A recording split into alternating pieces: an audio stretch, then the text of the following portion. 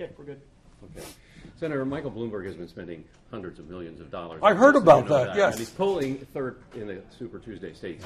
So how concerned are you about the big money that he's spending and the fact that he's polling so well in Super Tuesday? Look, at the end of the day, I don't think that somebody can buy an American election, and I certainly hope not.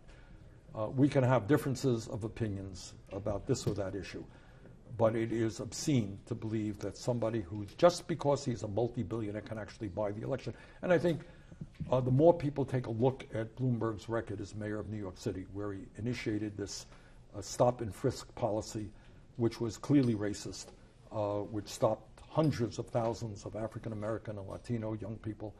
When they take a look at his record, where he is one of the richest people in America, said, oh, we got to cut Social Security, Medicare, and Medicaid, but we shouldn't be taxing the rich. I think when people take a look at Bloomberg's record, he's not going to win this nomination. The other candidates are dividing this so-called moderate vote, but yet they're saying we need to unify the party, but they're not saying let's unify behind Bernie Sanders. So how do you unify the party? Look, here's, we're in the middle of a hotly contested primary, and people are going to say everything, but at the end of the day, what I am absolutely convinced will happen is no matter who wins the nomination, clearly I hope it's me, but no matter who wins the nomination, you're going to see all of the candidates and their supporters come together, because we all understand that Donald Trump is the most dangerous president in the modern history of America, a threat to American democracy, a threat to our Constitution.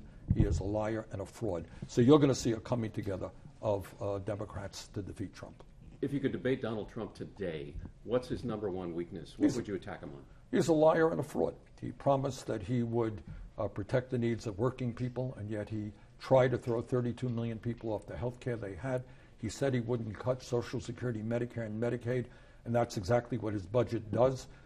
He said that he would protect working families.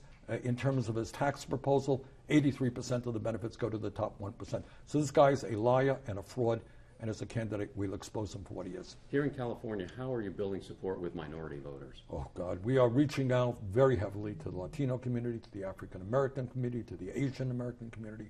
We are working very, very aggressively. I think what distinguishes our campaign from perhaps the others is we are building a very, very strong grassroots movement. Just this weekend, I have just been told, we have knocked on over 100,000 doors in the state of California alone. That's pretty good. That's the way you win elections. Your plans for health care and education and raising the minimum wage, how do you get, if you're elected president, how do you get Congress on board? You know how?